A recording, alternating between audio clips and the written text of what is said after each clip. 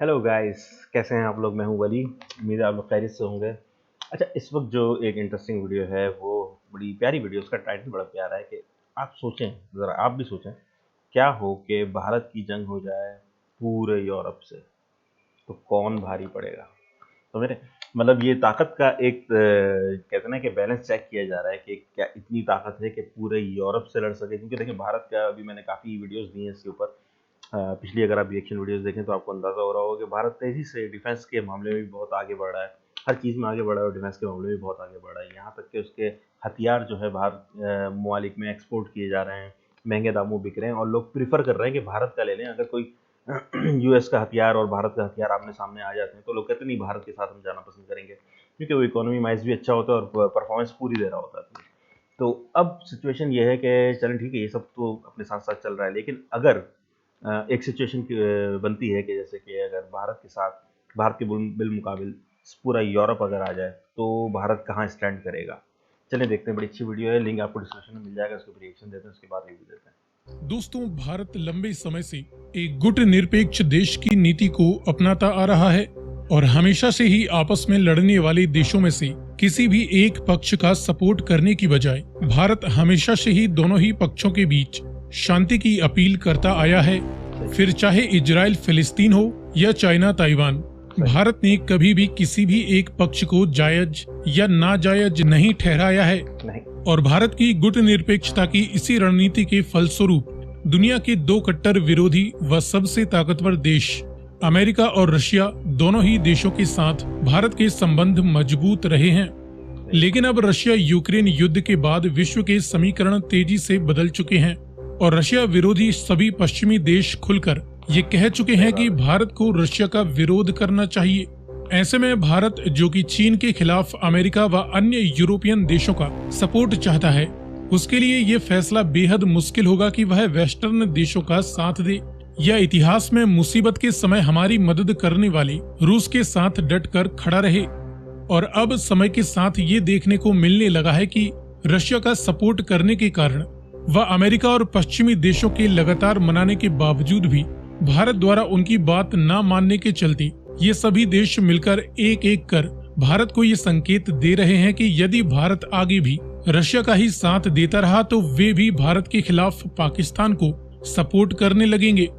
America जहां खुद तो पहले से ही पाकिस्तान की मिलिट्री को मजबूत कर रहा है, तो वहीं यूरोपियन देश जो कि अमेरिका के परम मित्र हैं, वे भी आजकल ऐसे कदम उठा रहे हैं जिनसे भारत को आगे चलकर नुकसान उठाना पड़ सकता है। यूरोप में कुल 44 कंट्रीज हैं और यूरोप के सबसे ज्यादा प्रभावशाली व रशिया विरोधी देश यूरोपियन यूनियन का हिस्सा हैं, जिसमें यूरोप के करीबन 27 सबसे ज्यादा प्रमुख देश आते हैं।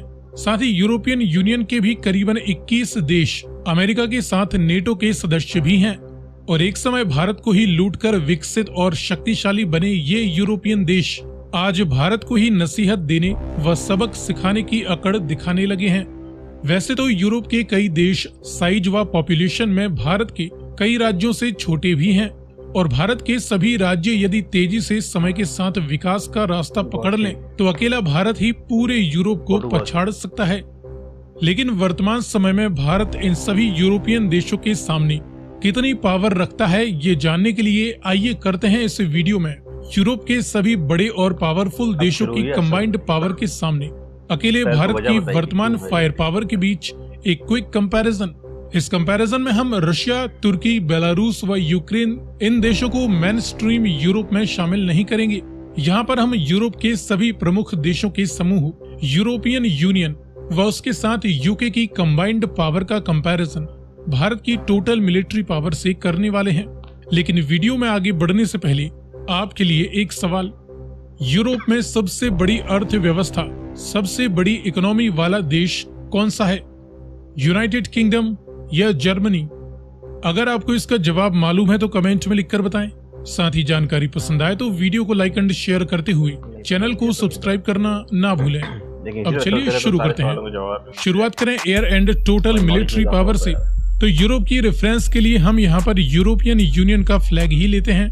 यूरोप के सभी बड़े और प्रमुख देशों के पास कुल active and reserve military personnel की 35 लाख से भी ज्यादा यूनिट्स हैं। हालांकि एक्टिव पर्सनल की केवल 13 लाख यूनिट्स ही इनके पास हैं। वहीं भारत अकेले के पास active and reserve military personnel की 25 लाख से भी ज्यादा यूनिट्स हैं। केवल एक्टिव मिलिट्री पर्सनल की 14 लाख से ज्यादा यूनिट्स भारत के पास हैं। इंडियन आर्मी के पास लाखों की संख्या में पैरा मिलिट्री फोर्सेस भी हैं। इसके बाद मिलिट्री द्वारा इस्तेमाल किए जाने वाले सभी प्रकार के मिलिट्री एयरक्राफ्ट्स की बात करें तो टोटल मिलिट्री एयरक्राफ्ट्स की 6000 से ज्यादा यूनिट्स यूरोपियन देशों के पास हैं। भारत अकेले के पास 2300 से ज्यादा टोटल मिलिट्री एयरक्राफ्ट्स हैं। इनमें केवल फाइटर और इंटरसेप्टर जैसे मल्टी रोल जेट्स की 1500 से ज्यादा यूनिट्स यूरोपियन देशों के पास हैं। भारत के पास 550 से ज्यादा मल्टी रोल जेट्स मौजूद हैं। घरेलू तेजस का प्रोडक्शन तेज होने के साथ ही इसकी संख्या में भी तेजी से इजाफा हो सकता है। डेडिकेटेड ग्राउंड अटैक एयरक्राफ्ट्स की 400 से ज्यादा यूनिट्स यूरोपियन देशों के पास हैं। भारत के पास 130 के करीब ग्राउंड अटैक एयरक्राफ्ट्स हैं। हालांकि पुराने जगुआर रिटायर हो रहे हैं और भारत नए एयरक्राफ्ट प्रोक्योर करने की प्रक्रिया में है। कॉम्बैट यानी अटैक हेलीकॉप्टर्स की 400 से ज्यादा यूनिट्स यूरोपियन देशों के पास हैं। भारत के पास करीबन 50 कॉम्बैट हेलीकॉप्टर्स मौजूद हैं। मास डिस्ट्रक्शन के न्यूक्लियर वारहेड्स की 515 यूनिट्स सभी यूरोपियन देशों में केवल ब्रिटेन और फ्रांस के पास मौजूद हैं। भारत के पास करीबन 160 न्यूक्लियर वारहेड्स बताए जाते हैं।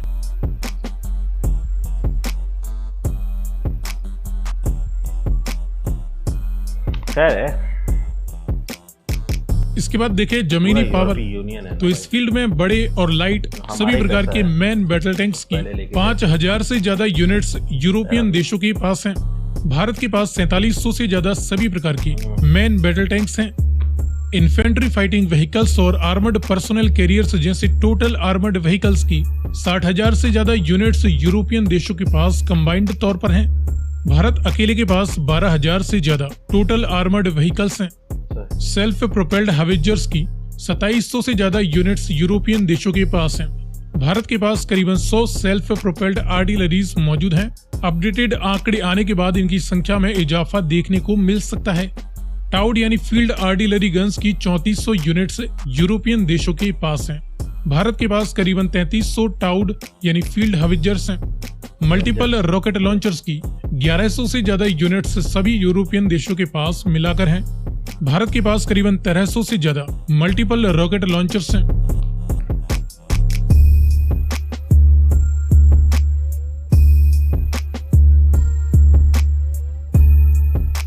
इसके बाद देखें समुद्री पावर, तो इस फील्ड में बड़े एयरक्राफ्ट कैरियर्स और हेलीकॉप्टर कैरियर्स की पहले बात करें। यूरोपियन देशों के पास 6 बड़े एयरक्राफ्ट कैरियर्स हैं और 3 हेलीकॉप्टर कैरियर्स भी हैं। भारत के पास फिलहाल 2 बड़े एयरक्राफ्ट कैरियर्स मौजूद हैं। इसके बाद दुश्मन की समुद्री शक्ति को ध्वस्त करने वाले डिस्ट्रॉयर शिप्स की 20 यूनिट्स यूरोपियन देशों के पास हैं। भारत के पास भी करीबन 10 बेहतरीन डिस्ट्रॉयर शिप्स मौजूद हैं। फ्रिगेट्स की कुल 110 यूनिट्स यूरोपियन देशों की नेवीज ऑपरेट करती हैं। आपको बता दें कि यूरोपियन देशों में फ्रांस, जर्मनी, यूके, इन देशों के पास दुनिया की सबसे एडवांस और घातक फ्रिगेट्स मौजूद हैं, जिन्हें कई मामलों में डिस्ट्रॉयर शिप्स भी कहा जा सकता है। भारत के पास फिलहाल 12 एक्टिव फ्रिगेट्स ही मौजूद हैं। इसके बाद कॉर्वेट्स की 25 यूनिट्स यूरोपियन देशों के पास हैं। इंडियन नेवी के पास 21 कॉर्वेट्स एक्टिव बताई जाती हैं। समंदर के गुप्त हथियारों में सबमरीन्स की 60 यूनिट्स यूरोपियन देशों के पास कंबाइंड तौर पर हैं। भारत के पास करीबन 16 एक्टिव सबमरीन्स मौजूद हैं। सो फ्रेंड्स, ये हमने देखा सभी प्रमुख यूरोपियन देशों की कंबाइंड मिलिट्री पावर के सामने भारत की वर्तमान फायर पावर। जानकारी पसंद आई हो तो वीडियो को लाइक एंड शेयर करते हुए चैनल को सब्सक्राइब करना ना भूलें। देखिए नाज़रीन, बिल्कुल देखिए ताकत का तदारुक जो इसके अंदर दिखाया गया है, तो भारत के अंदर इतना कई चीज़ों के अंदर बहुत कमी है, मतलब कि 3 गुना से भी कम है अगर पूरे यूरोपीय यूनियन से लड़ने पे आता है। लेकिन कुछ चीज़ों पे कुछ ऐसे चीज़ें मजबूत हैं भारत की, जैसे कहते हैं ना कि एक पहलवान है, ठीक है, उसके आर्म्स मजबूत हैं, ठीक है, और जो भागता है उसकी टांगें मजबूत हैं, जो बॉक्सिंग करता है उसके पंचेस मजबूत हैं। तो इसी तरह भारत की कुछ चीज़ें मजबूत हैं इस तरह की कुछ ऐसी जगहों पे कि जो कि उसके कहते हैं ना कि पावर पॉइंट्स हैं उसके, समझ रहे हैं। हर मुल्क को एक ही जाविये से नहीं तोला जा सकता कि भारत के पास क्या है और फिर हम दूसरे मुल्क को देखें, हाँ भी तुम्हारे पास ये है। तो नहीं, उसकी एक्सपर्टीज उन चीज़ों में है तो उसके पास वो ज़्यादा है, ठीक है। भारत के पास जो एक्सपर्टीज, ये देखिए, जंग जब लड़ी जाती है ना तो सिर्फ मिलिट्री पावर से नहीं लड़ी जाती है, बहुत सारी चीज़ों से लड़ी जाती है। इस वक्त भी जंग ही चल रही है, अगर आप गौर करें तो भारत एक्सपेंड जिस तरह कर रहा है, भारत के इंटेलेक्चुअल्स तकरीबन पूरी दुनिया के अंदर काम कर रहे हैं। ये भी एक तरह की जंग है जो कि जीत रहा है भारत। अब अगर आप सोचें, इसको बड़े क्लोजली अगर वॉच करें तो हर बड़ी कंपनी, कोई भी बड़ी कंपनी, उसके अंदर बहुत बड़ी पोस्ट होती है भारत के किसी भी नागरिक की, और वो अपने इंटेलेक्ट से पूरी कंपनी चला रहा होता है। और अभी अभी आप देख लें कि पिछले चंद सालों के अंदर ही बिलियनर्स की तादाद कितनी बढ़ती चली जा रही है।